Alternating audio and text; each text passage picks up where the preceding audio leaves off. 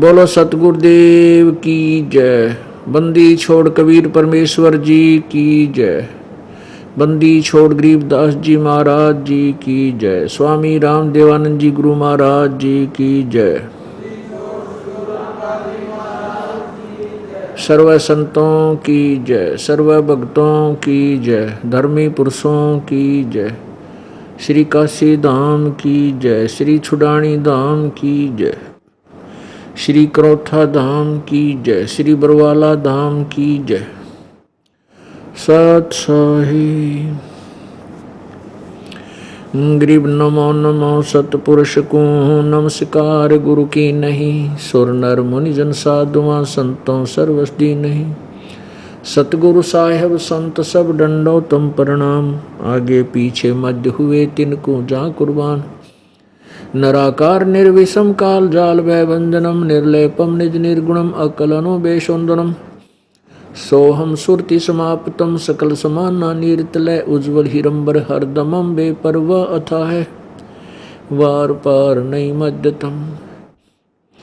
गरीब जो सुमर सिद्ध होई गणनायक गलताना। करो अनुग्रह सोई पारस पद परवाना। आद्य गणेश मनाऊं गणनायक देवन देवा। चरण कमल लाऊं आद्यंत करूं सेवा। परम शक्ति संगीतम रिद्धि सिद्धि दाता सोई। अवगत गुण अतीतम सतपुरुष निर्मोही। जगदम्बा जगदीशम मंगल रूप बुरारी। तन मन अर्पों शेषम भक्ति मुक्ति भंडारी। सुर नर मुनि जन ध्यावे ब्रह्मा विष्णु महेशा। शेष शेष मुख गावे पूज्य आदि गणेशा। इंद्र कुबेर सरीखा वरुण धर्म राय ध्यावे। समरथ जीवन जी का मन इच्छा फल पावे। 33 कोटि आधारा ध्यावे 88 उतरे बहुजल पारा। कट है यम की फांसी। 33 कोटि आधारा ध्यावे 88 उतरे बहुजल पारा। कट है यम की फांसी। सत साहिब कर जोरूं विनती करूं धरूं चरण पर शीश। गुरु जी राम देवानंद जी महाराज ने दियो नाम बख्शीश। कोटि कोटि सिजदा करूं कोटि कोटि प्रणाम। चरण कमल में राखियो मैं बंदी जाम गुलाम। कुत्ता तेरे दरबार का मोतिया मेरा नाम। गले प्रेम की जेवड़ी जांखें चो वहाँ जाऊं मैं। तो करो तो बावड़ूं दूर दूर करो तो जाऊं। जो राखो तो ही रहूं जो देवो सो खाऊं। जय इब कै सतगुरु मिले सब दुख आखूं रो। चरणों ऊपर शीस धरूं कहूं जो कहनी हो। कबीर साईं मिलेंगे पूछेंगे कुशलात। आद अंत की सब कहूँ अपने दिल की बात। गुरु जी तुम ना भूलियो चाहे लाख लोग मिल जाही। हमसे तुमको बहुत है तुमसे हमको नहीं। तुमरे विसारे क्या बने मैं किसकी शरण में जाऊं। शिव ब्रंच मुनि नारदा तिनके हृदय न समाऊं।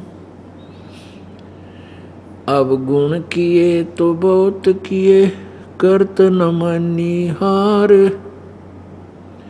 बावे बंदा बख्श दियो, बावे गर्दन उतारू। अवगुण मेरे बाप जी, बख्शो गरीब नवाज। जो मैं पूत कपूत हूँ, बोर पिता को लाज। मैं अपराधी जन्म का, नक्शक भरे विकार। तुम दाता दुखी भंजना, मेरी करो संभार। पूर्ण ब्रह्म कृपा निदान, सुन के सो करतार। गरीब दास मुझ दीन की, रखियो बहुत संभारे।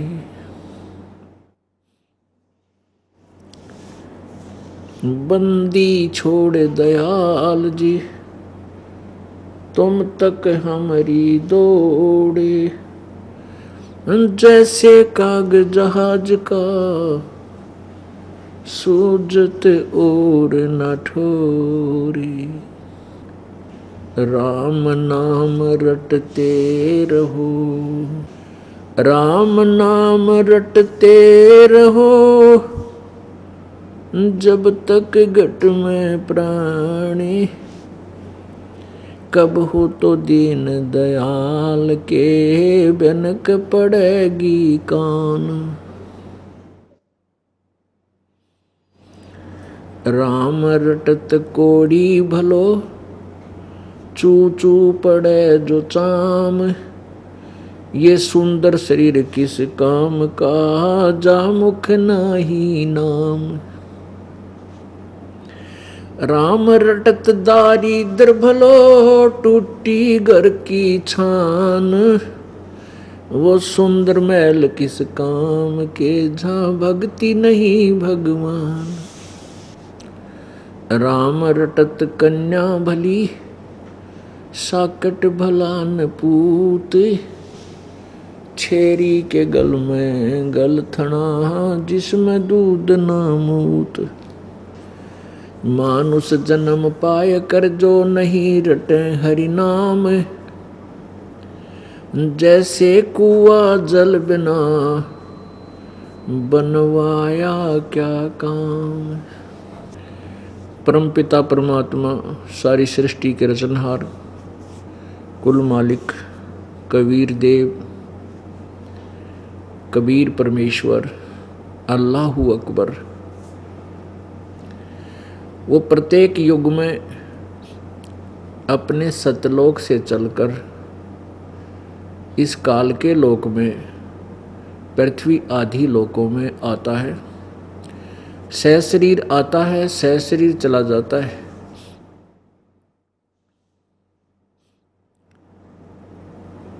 वो परमेश्वर सतयुग के अंदर सत्सुकृत नाम से सुप्रसिद्ध होता है। पूरे युग में सत्सुकृत नाम से ही उनकी प्रसिद्धि होती है। वही पूर्ण परमात्मा, पूर्ण ब्रह्म, परमक्षर ब्रह्म त्रेता युग में मुनिंदर नाम से सुप्रसिद्ध होता है। पूरे युग में मुनिंदर नाम से ही उनकी प्रसिद्धि रहती है। वही परमेश्वर द्वापर युग में करुणामय नाम से प्रसिद्ध होते हैं। सहशरीर आते हैं, सहशरीर चले जाते हैं, और पूरे द्वापर युग में उनकी करुणामय नाम से प्रसिद्धि रहती है। प्रत्येक युग में परमात्मा ऐसे आते हैं। इसी प्रकार कलयुग में वे परमेश्वर अपने वास्तविक यथार्थ वेदों उक्त नाम से प्रसिद्ध होते हैं, प्रगट होते हैं। वेदोक्त नाम से प्रसिद्ध होते हैं कबीर देव। वेदों में उस परमेश्वर का नाम कबीर देव लिखा है, कबीर देव।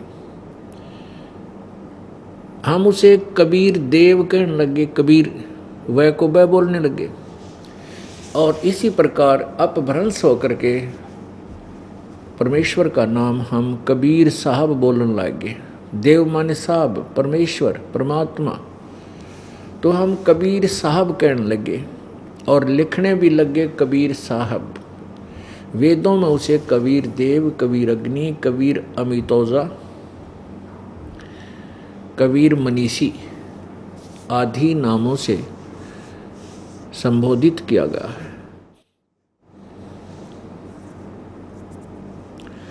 वो परमेश्वर इस कलयुग में, वर्तमान चल रहे कलयुग में, बनारस अर्थात काशी शहर में, पवित्र भारतवर्ष की पवित्र धरातल पर सहशरीर अवतरित हुए।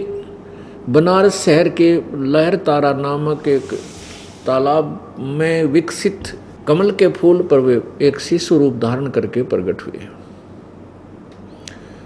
उनको नीरू नीमा नाम के जुलाहा, जो निसंतान थे, परमेश्वर को बालक रूप में अवतरित नवजात शिशु को उठा ले गए।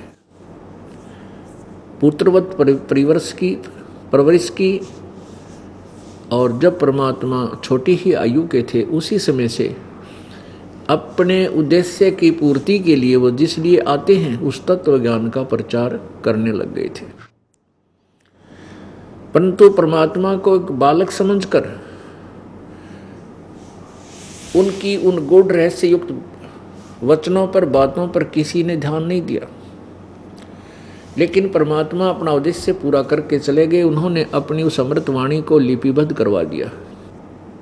वही अमृतवाणी आज पवित्र सदग्रंथों से, जैसे पवित्र चारों वेद, पवित्र श्रीमद् भगवत गीता जी, पवित्र 18 पुराण आदि सभी ग्रंथों से मेल खा रही है। जो इन सदग्रंथों के अंदर यथार्थ ज्ञान लिखा हुआ है वही परमेश्वर ने अपनी कबीर वाणी में अर्थात अपने उस सच्चिदानंद घन परमेश्वर के द्वारा उच्चारित वाणी में अर्थात तत्व ज्ञान में पहले ही भरा हुआ था, लिखा हुआ था, जो हम नहीं समझ सके क्योंकि हमारे पूर्वज अशिक्षित थे और शिक्षा का अधिकार केवल एक ब्राह्मण वर्ग को था, जो केवल संस्कृत को पढ़ने का। अन्य भाषा तो कोई भी पढ़ सकता था, लेकिन संस्कृत भाषा को केवल ब्राह्मण वर्ग ही पढ़ सकता था। और सभी सदग्रंथ संस्कृत भाषा में लिपिबद्ध थे। इसलिए जन साधारण ये नहीं समझ सका कि कबीर परमेश्वर, कबीर देव, अल्लाह अकबर जो अपनी साधारण भाषा में बोल रहे हैं, ये ज्ञान हमारे सदग्रंथों में विद्यमान है। कारण यही रहा कि जो ब्राह्मण लोग थे वो सदग्रंथों को समझ नहीं सके। वो संस्कृत अवश्य जानते थे, वो सदग्रंथों से अपरिचित थे, केवल संस्कृत भाषा जानते थे। अब भाषा का ज्ञान होना अन्य बात है और सदग्रंथों यानी आध्यात्मिक ज्ञान होना ये विशेष बात है। परमात्मा कहते हैं सतगुरु बिन काहू न पाया ज्ञाना, ज्यों थोथा बुझ छड़े मूड किसाना। क्योंकि समझदार किसान तो थोथा बुझ छड़ नहीं सकता। अनजान व्यक्ति जैसे किसी ने धान निकाल लिए हों और उस दानों के ढेर निकले हुए उस भूस पर, पराल पर, उस पर ऐसे झाड़ रहा है, पकड़ पकड़ कर मोगरे मार रहा है, कूट रहा है, उसे कुछ भी हासिल नहीं होना, उसको कुछ भी प्राप्ति नहीं होनी। इससे सिद्ध है कि जो वो क्रिया कर रहा है वो व्यर्थ है। ऐसे ही परमेश्वर पूर्ण परमात्मा स्वयं ही तत्वदर्शी संत रूप धारण करके आते हैं और यथार्थ ज्ञान को, वेदों और पवित्र सदग्रंथों को वही समझाते हैं। उसमें उनकी भाषा इसलिए सिंपल रहती है क्योंकि संस्कृत के पढ़ने में बैन लगा होता है, केवल एक ही वर्ग पढ़ रहा होता है। इसलिए परमेश्वर अपनी साधारण भाषा में उन वेदोक्त अन्य सदग्रंथों में लिखित उसी ज्ञान को अपनी साधारण भाषा में बोलते हैं, लिखते हैं और लिखवाते हैं। परमेश्वर को ना पहचान कर हम उनके उस तत्व ज्ञान को, उस अमृत ज्ञान को, अमृतवाणी को विशेष महत्व नहीं देते और उन अज्ञानी ऋषियों, महर्षियों, संतों, ब्राह्मणों, गुरुओं की, उन संस्कृत के जानने वालों को हम वेदों के ज्ञाता, सदग्रंथों के ज्ञाता मानकर उनकी सदग्रंथों विरुद्ध दिए गए उस दंत कथा को, वेद सदग्रंथों के विरुद्ध जो कथाएं वो सुनाते थे, उनको हम सत्य मान लेते हैं। वो परमेश्वर आकर के फिर यथार्थ ज्ञान देते हैं। आज से लगभग 600 वर्ष पूर्व सन 1398 संवत 1455 ज्येष्ठ सुधी पूर्णमासी यानी जेठ उतरते की पूर्णमासी को परमेश्वर सहशरीर आए सत्यलोक से और एक शिशु रूप धारण किया। और अभी आपको बताया कि उनको नीरू नीमा नामक एक जुलाहा दंपति उठा ले गए जो निसंतान थे।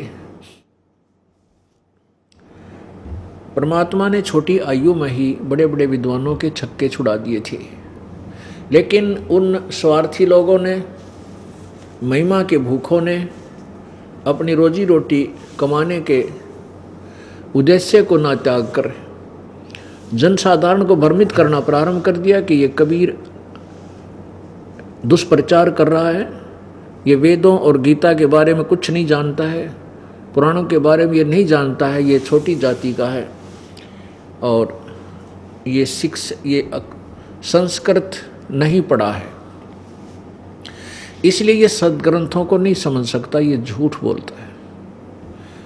उसमें अपने पूर्वजों ने, श्रद्धालुओं ने इस बात को सत्य मान लिया कि जो ब्राह्मण लोग कह रहे हैं ये सत्य है, क्योंकि ये महर्षि विद्वान हैं, संस्कृत भाषा को जानते हैं। कबीर जी संस्कृत भाषा से अपरिचित हैं, इसलिए इन ब्राह्मणों की बात सत्य है कि कबीर सदग्रंथों से अपरिचित है।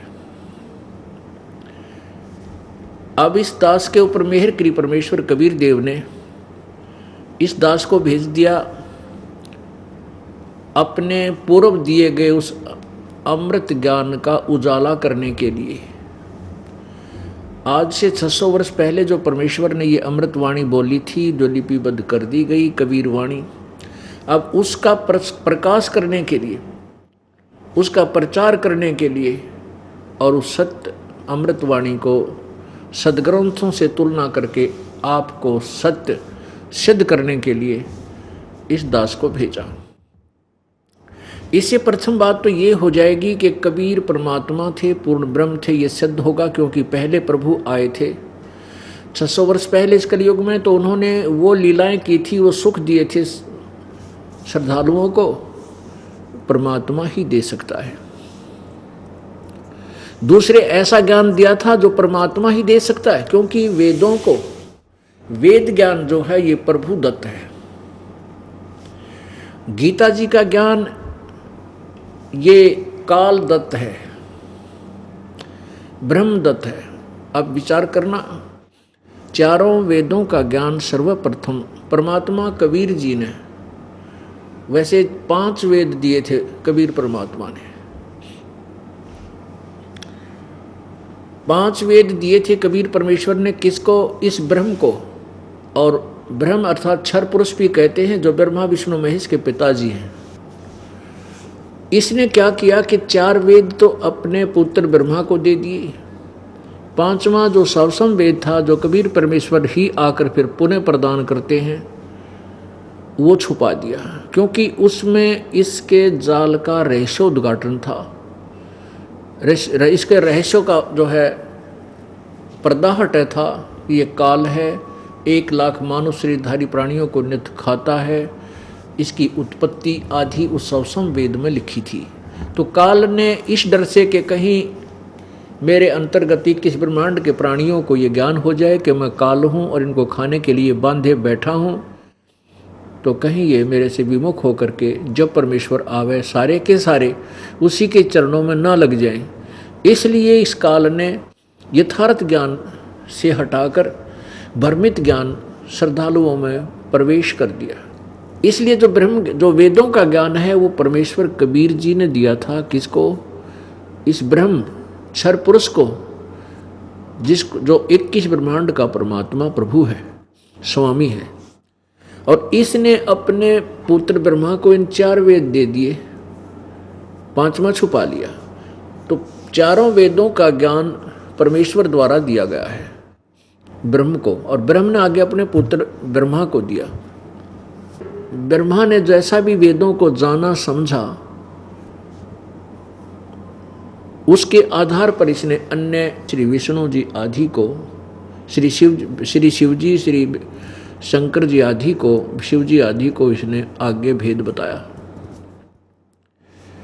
और अपने वंशजों को, ब्राह्मणों को, ऋषियों को, महर्षियों को भी ब्रह्मा ने ही ज्ञान दिया।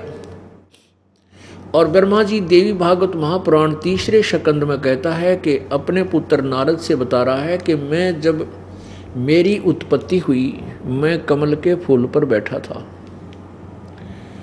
मैं कमल के फूल पर बैठा था, मुझे नहीं मालूम मैं कहाँ से आ गया, कौन मेरा जनक है, किसने मुझे उत्पन्न किया है। तो उस समय आकाशवाणी हुई कि तप करो, तप करो। तो ब्रह्मा जी ने उस आकाशवाणी को परमात्मा की वाणी जानकर, क्योंकि ब्रह्मा को कुछ पता ही नहीं था ये बोल कौन रहा है, तो उसको परमात्मा की वाणी जानकर, परमेश्वर की वाणी आदेश जानकर के तपस्या की 1000 वर्ष तक। फिर आकाशवाणी हुई कि सृष्टि करो। ब्रह्मा कहता है कि मैंने सोचा किसकी सृष्टि करूं, कोई पानी जल ही जल है, पृथ्वी है नहीं। तो उस समय कमल का डंठल पकड़ कर मैं नीचे गया, मधु और कैटब नामक राक्षस से डर के। तो नीचे शेष नाग की सैया पर सोया हुआ मुझे एक चतुर्भुज प्रभु मिला। वो श्री विष्णु जी थे। और श्री विष्णु जी के नाभि के से निकले हुए कमल से ब्रह्मा उसके ऊपर बैठा पाया अपने आप को, इसलिए उसने कमल जय नाम रख दिया ब्रह्मा का, कि कमल से उत्पन्न होने वाला। तो नीचे विष्णु जी अचेत थे, वो बेहोश थे, कोमा में डाल रखे थे दुर्गा और काल अर्थात ब्रह्म ने। कुछ देर के कुछ ही क्षणों में श्री विष्णु जी के शरीर से एक देवी निकली और वो आकाश में दिखाई देने लगी। सब आभूषण पहने हुए थी, सुंदर कपड़े डाल रखे थे, सुंदर शरीर था। जो ही विष्णु जी के शरीर से वो देवी निकली, वो कौन थी? वो दुर्गा थी। अन्य रूप धारण करके वो विष्णु जी के शरीर में प्रवेश थी। जैसे प्रेत प्रवेश कर जाते हैं दूसरी शरीर में और वो आत्मा अचेत हो जाती है, कई घंटों तक शुद्ध नहीं आती उसको, ऐसी स्थिति में वो प्रेतनी की तरह दुर्गा श्री विष्णु जी के शरीर में प्रवेश थी। और श्री विष्णु जी सचेत हो गए। अब इतने में फिर विष्णु जी ने उन 2 राक्षसों मधु और कैटब के साथ युद्ध किया और मधु कैटब को मार के श्री विष्णु जी और ब्रह्मा वहां 2 थे। इतने में शंकर भी वहीं आ गया, भगवान शंकर भी वहीं प्रकट हो गए। अब पुण्यात्माओं, हमने इस तत्व ज्ञान से निष्कर्ष निकालना है सदग्रंथों से कि ब्रह्मा, विष्णु और महेश ये तीनों एक विभाग के प्रभु हैं एक ब्रह्मांड में। ये एक ब्रह्मांड में 3 लोकों में एक एक विभाग के प्रभु हैं। रजगुण विभाग का ब्रह्मा जी क्योंकि ये रजोगुण है, और सतगुण विभाग के विष्णु जी क्योंकि ये सतोगुण है और सतोगुण युक्त है, और तमगुण विभाग के भगवान शंकर जी क्योंकि ये तमोगुण युक्त हैं। और फिर दुर्गा ने इनकी शादी की अपने 3 रूप अन्य धारण करके एक एक देवी रूप में इनको दे दी। ब्रह्मा को सावित्री, विष्णु को लक्ष्मी और शंकर को पार्वती उमा। इन तीनों से इस काल की सृष्टि प्रारंभ हो गई।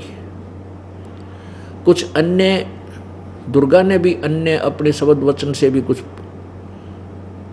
प्राणी उत्पन्न किए, और ब्रह्मा को 1000 वर्ष तप कराया, तो ब्रह्मा के शरीर से भी कुछ वचन से ही दुर्गा के द्वारा दिए गए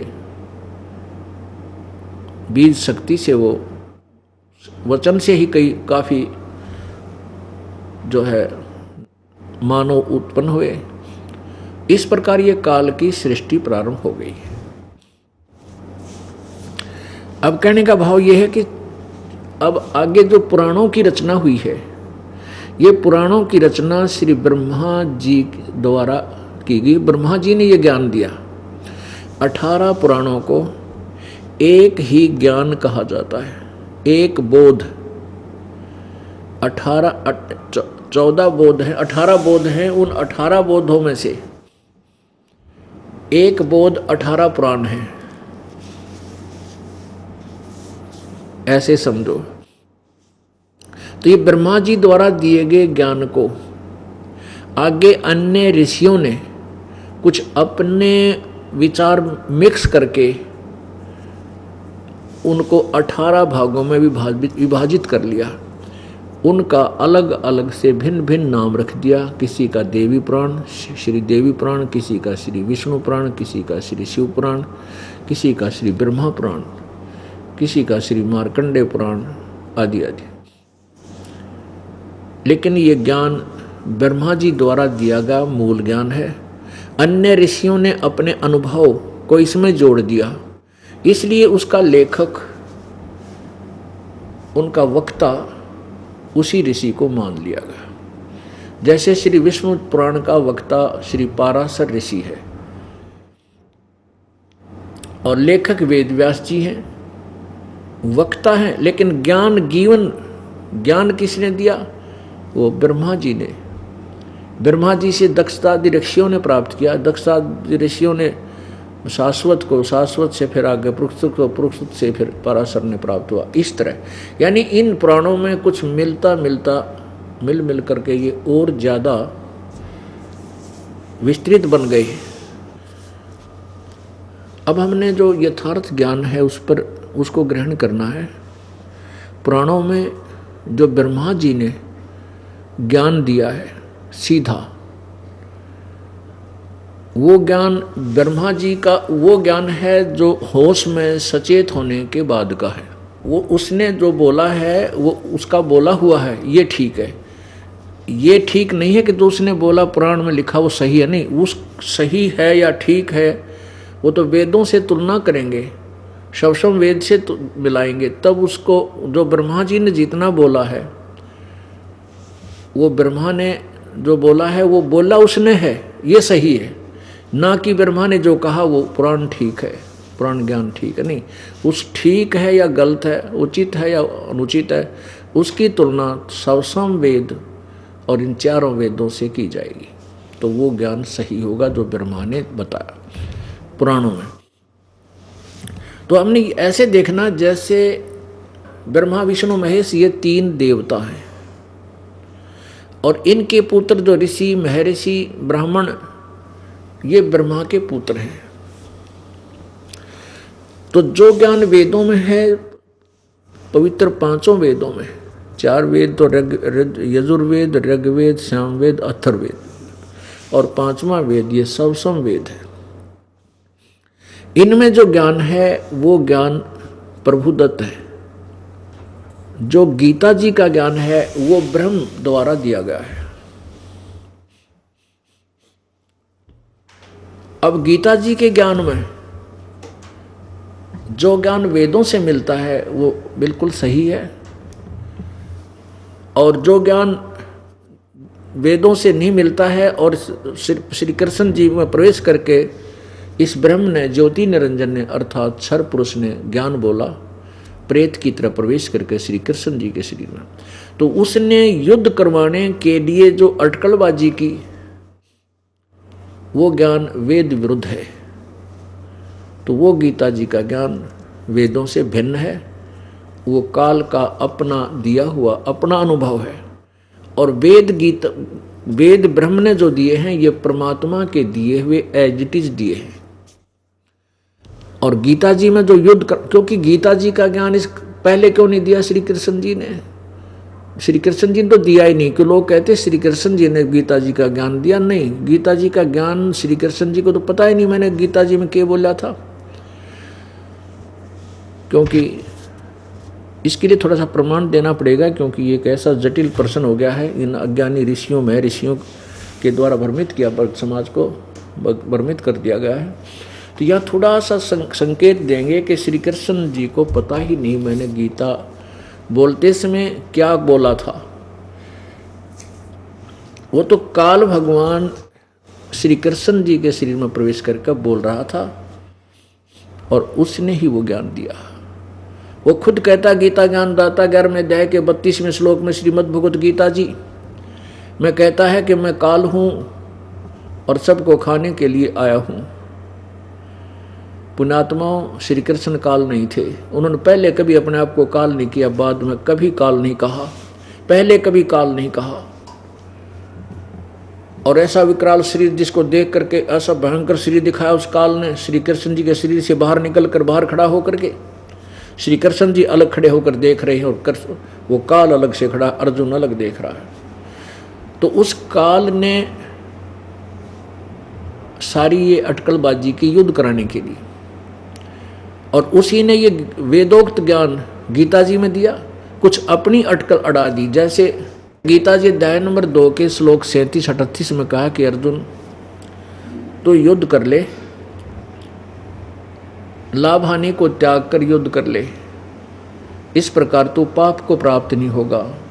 38 में तुरंत ही कह रहा है कि तू युद्ध में मारा गया तो स्वर्ग प्राप्त करेगा और जीत गया तो पृथ्वी का राज भोगेगा, तेरे दोनों हाथों में लड्डू। गीता जी अध्याय नंबर 2 के श्लोक 37 में तो कह रहा है कि किसी लाभ हानि की चिंता छोड़ दे, उद्देश्य मत रख। और 38 में लाभ और हानि आप पर बताने लग रहे भगवान, ये काल भगवान। अब ये तो बात देखो, युद्ध करना कोई बालकों का खेल नहीं है और कोई अच्छी बात नहीं।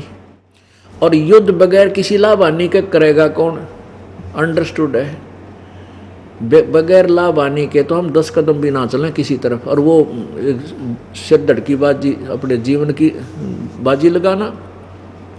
तो इस तरह का जो भ्रमित ज्ञान है ये काल जीवन है। और आगे जो ज्ञान है कि भक्ति मार्ग का जो ज्ञान है वो ज्यों का तो वेदों वाला है, उसमें कुछ अटकल लड़ाई है। जैसे इसने गीता जी अध्याय नंबर 3 के श्लोक 4, 5, 6, 8 आदि में लिखा है कि अर्जुन कहता है कि भगवान आपके दोगले से वचन, कभी तो आप कहते हो कर्म ज्ञान को उत्तम बताते हो, कभी आप कर्म को उत्तम बताते हो, कभी आप किसी वस्तु को, तो मुझे ये तेरे दोगले से वचन मुझे अच्छे नहीं लगते, मुझे भ्रमित कर रहे हैं। आप एक ज्ञान बताओ। कभी तो आप कर्म संन्यास कह देते हो, कभी आप कर्म के लिए प्रेरित करते हो। तो तब कहता है कि अर्जुन कर्म संन्यास से कर्म योग उत्तम है, श्रेष्ठ है। और यदि तू एक स्थान पर बैठा रहेगा, कर्म सन्यासी हो जाएगा, तो तेरा निर्वाह कैसे चलेगा? 3 अध्याय के 9वें श्लोक में। और 5वें अध्याय में कहता है कि एक स्थान पर बैठकर आसन पद्म लगा के एक आसन पर विराजमान हो, एकांत स्थान पर बैठो, नाक के अगले हिस्से पर देखो, दृष्टि लगाओ और ऐसे साधना करो। तो ये दोगली बात होगी। एक तरफ तो कह रहे हैं कि एक स्थान पर बैठकर यदि तू साधना करेगा तो तेरा निर्वाह कैसे होगा?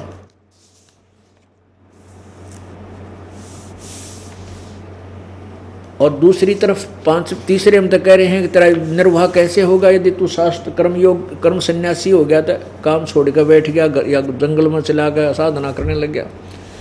फिर 5वें अध्याय में खुद कहते हैं कि एक स्थान पर बैठ जावे, आसन ऐसा हो वैसा हो, इस तरह की बातें। तो ये ज्ञान जो है, जो वेद अनुकूल ज्ञान है, वो 3 अध्याय के अंदर स्पष्ट, वो सही है, वो वेद ज्ञान है, क्योंकि वेदों से मिलता है। 18वें अध्याय में भी यही लिखा है कि अपने जो स्वाभाविक कर्म है वो करते रहो, जैसे ब्राह्मण, क्षत्रिय, वैश्य और शूद्र, इन चारों वर्णों के जो स्वाभाविक काम हैं वो करते हुए परमात्मा प्राप्त भक्ति करो, उनको करते करते भी भक्ति करो, और वो कर्म त्यागे नहीं जाते, उन कामों को नहीं त्यागा जा सकता, यानी उनको नहीं छोड़ना चाहिए, उनको उन कर्मों में करते हुए सत्य भक्ति करो। तो सत्य भक्ति से क्या होगा कि जो हम डेली पाप बन जाते हैं हमारे से, जैसे किसान खेत में हल जोतता है, ना जाने करोड़ों जीवों को मार डालता है, एक व्यापारी इधर से उधर जाता है, ट्रांसपोर्टेशन खोल रखी है, ट्रांसपोर्ट उसने, तो उसमें ना जाने कितने जीव मरते हैं। और भी बहुत से कर्म हैं, जैसे कोई भी किस मजदूर है अपना कस्सी वगैरह से खोदता है, ना जाने कितने जीव मरते हैं। ऐसे ब्राह्मण लोग हवन आदि करते हैं, विद्वान पुरुष और इधर उधर घूम करके अपना ज्ञान प्रचार करते हैं, उनसे भी जीव हिंसा होती है, पाप लगते हैं। तो ये कर्म त्यागने नहीं है। इसमें सत्य भक्ति करने से क्या होगा कि हमारे जो अनजानपने में और स्वाभाविक कर्म में जो पाप होते हैं उनको उन सत्य भक्ति से वो खत्म हो जाते हैं। जैसे हम प्रतिदिन कपड़ा पहनते हैं, कपड़ा मैला होता है तो होगा हो तो क्योंकि हम, लेकिन उसका साबुन और पानी से हम उसको धोएंगे जल से तो डेली साफ हो जाएगा, डेली साफ करेंगे तो स्वच्छ रहेगा, स्वच्छ रहेगा। इसी प्रकार हम सत्य भक्ति करेंगे तो अपने स्वाभाविक कर्म करते हुए भी हम पाप को प्राप्त नहीं होंगे, और शास्त्र विरुद्ध साधना करेंगे तो वो हमें कोई लाभ होना ही नहीं। तो फिर वो सारे पाप भी लगेंगे, जो स्वाभाविक कर्म वाले भी,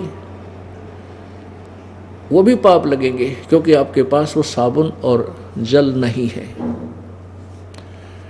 इसलिए भक्ति करना तो अति अनिवार्य है प्रत्येक मानव को, और जो भक्ति नहीं करते वो तो वैसे ही पाप के भागी हैं। उनको दोनों ही कर्म भोगने होते हैं, चाहे स्वाभाविक कर्म हो चाहे किसी भी, उनमें जो पाप होते हैं उनको लगेंगे, क्योंकि वो भक्ति नहीं कर रहे हैं, साधना विरुद्ध शास्त्र विरुद्ध कर रहे हैं, तो भी उनको भक्ति लाभ नहीं हो रहा, उनके पाप नहीं कट रहे। जैसे गीता जी अध्याय नंबर 16 के श्लोक 23 में और 24 में स्पष्ट किया कि अर्जुन, जो शास्त्र विधि को त्याग कर मनमाना आचरण करते हैं, यानी अपनी स्वेच्छा से जो पूजाएं करते हैं, जो शास्त्र में प्रमाणित नहीं है, सदग्रंथों प्रमाणित नहीं है, तो उनसे ना कोई लाभ होता है, ना कोई सुख होता है, ना उनकी गति होती है, ना कोई कार्य सिद्ध होता है, अर्थात व्यर्थ है। 24वें श्लोक में कहा है 16वें अध्याय के में श्रीमद् भगवद गीता जी में कि इससे तेरे लिए कर्तव्य और अकर्तव्य कर्मों के लिए शास्त्र ही प्रमाण है। तूने जो सत्साधना करनी है और जो त्यागनी है, और जो कर्म कर्तव्य कर्म है वो करने हैं, उनके लिए आप सदग्रंथों का ही आश्रय लेना। यदि इसके विपरीत कोई संत तुझे बता रहा है उसको स्वीकार मत करना।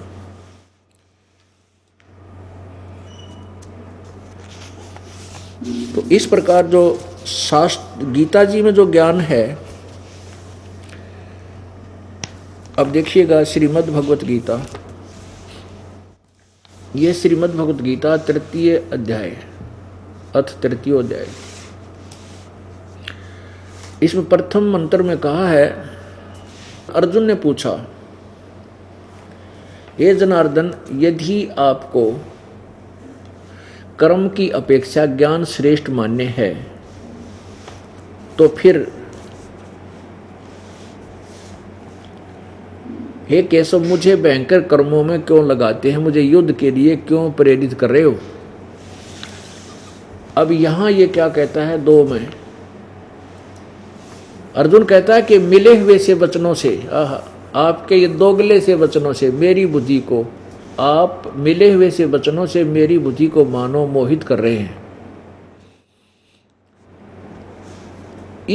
उस एक बात को निश्चय करके कहिए जिससे मैं कल्याण को प्राप्त हूं। अब यहां श्री भगवान बोले, हे निष्पाप, इस लोक में 2 प्रकार की निष्ठा मेरे द्वारा कही गई है। पहले कही गई है उनमें से सांख्य योगी की तो निष्ठा तो सांख्य ज्ञान योग से और योगियों की निष्ठा कर्म योग से होती है। आगे देखो, अब चौथे में कहा है कि मनुष्य न तो कर्म का प्रारंभ किए बिना निष्कर्मता को प्राप्त होता है, यानी योग निष्ठा को प्राप्त होता है, और न कर्मों का केवल त्याग मात्र से सिद्धि यानी सांख्य निष्ठा को प्राप्त होता है। पांचवें में कहा है, निसंदेह कोई भी मनुष्य किसी भी काल में क्षण मात्र भी बिना कर्म के नहीं रहता, क्योंकि सारा संसार, सारा मनुष्य समुदाय प्रकृति जनित गुणों द्वारा परवश किया हुआ कर्म करने के लिए बाध्य किया जाता है। अब छठे में, जो मूढ़ बुद्धि मनुष्य समस्त इंद्रियों को हठपूर्वक ऊपर से रोककर मन से इंद्रियों का चिंतन करता है, वह मिथ्याचारी और दंभी कहलाता है।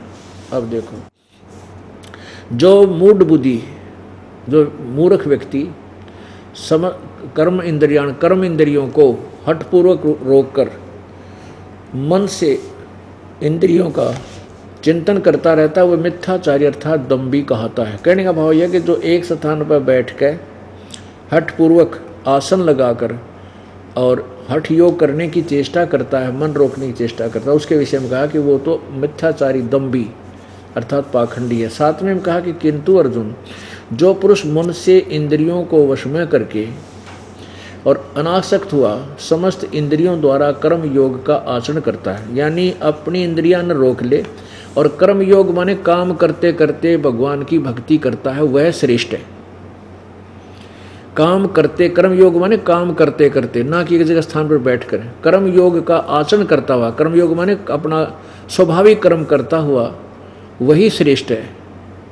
आगे देखो, आठवें में कहा है, तू शास्त्र विहित कर्तव्य कर्म कर, क्योंकि कर्म ना करने की अपेक्षा कर्म करना श्रेष्ठ है, तथा कर्म न करने से तेरा निर्वाह, शरीर निर्वाह भी तो नहीं सिद्ध होगा, यानी तेरा पेट कैसे पड़ेगा। ये तो बिल्कुल सही, ये है वेद अनुसार ज्ञान जो ब्रह्म ने दिया है। और आगे 5वें अध्याय में इसने 15वें श्लोक तक जो ज्ञान बताया है वो इसकी अपनी थोपी हुई थ्योरी है, सिद्धांत है, जो वेद विरुद्ध है। देखिएगा, नहीं अक्षमा करना, ये छठे में नहीं, 5वें में नहीं, छठे अध्याय में लिखा है। छठे अध्याय में लिखा है, जो एक आसन पर बैठ कर, अब छठे अध्याय में, वो 5वें में गलत कहेगा ये दास, छठे अध्याय में उस तीसरे अध्याय के विपरीत ज्ञान दिया है।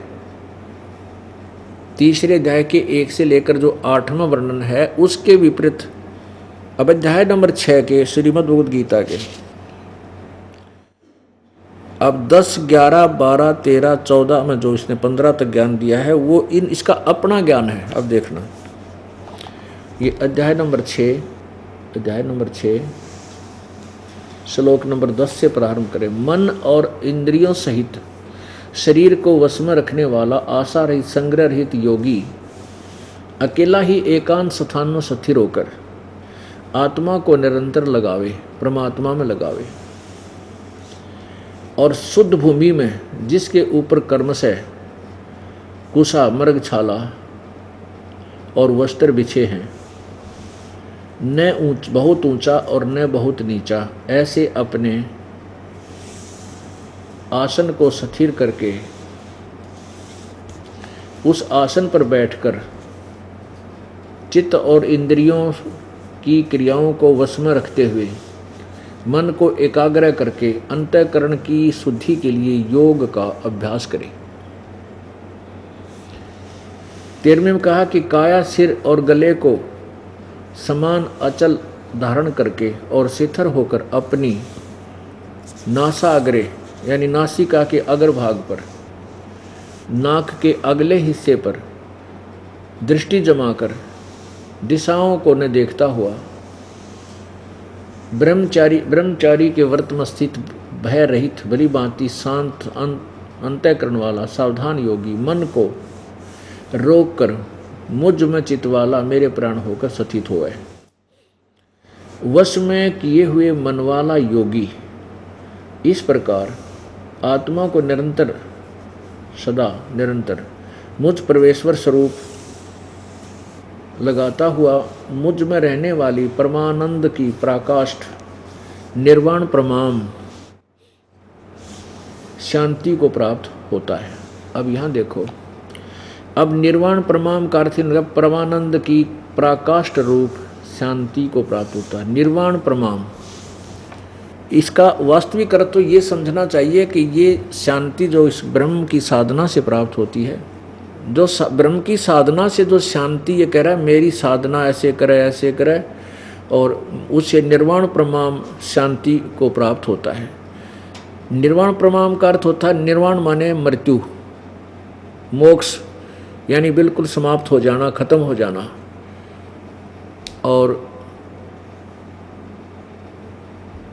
अब यदि इस शांति को सर्वश्रेष्ठ माने तो ये गीता ज्ञानदाता 18वें अध्याय के 62वें श्लोक में कहता है कि अर्जुन, तू सर्वभाव से उस परमेश्वर की शरण में जा जिसकी कृपा से तू परम शांति और शाश्वत स्थान अर्थात शाश्वतम स्थानम यानी सदा रहने वाले सनातन परमधाम अर्थात सत्यलोक को प्राप्त होगा। तो इससे सिद्ध है कि ये जो दो तरह का ज्ञान है, ये काल ने अपने अटकल लगाई है अपने तक सीमित रखने के लिए, और उस परमात्मा की शरण में जाने के लिए छोड़ दिया चौथे अध्याय के 34वें श्लोक में कि उन तत्वदर्शी संतों से उस तत्व ज्ञान को प्राप्त कर जो चौथे अध्याय के 32वें श्लोक में लिखा है कि वो सच्चिदानंद घन की वाणी में ब्रह्मणे मुखे, ब्रह्मणे माने अनुवादकर्ताओं ने वेद वाणी लिख दी, नहीं, ब्रह्मणे मुखे का अर्थ है सच्चिदानंद घन की वाणी में, क्योंकि 17वें अध्याय के 23वें श्लोक में ब्रह्मणे का अर्थ खुद इन्होंने सच्चिदानंद घन परमात्मा किया है। तो यहाँ सच्चिदानंद घन परमात्मा की वाणी में विस्तार से लिखा वो तत्व ज्ञान पूर्ण परमेश्वर के पाने का,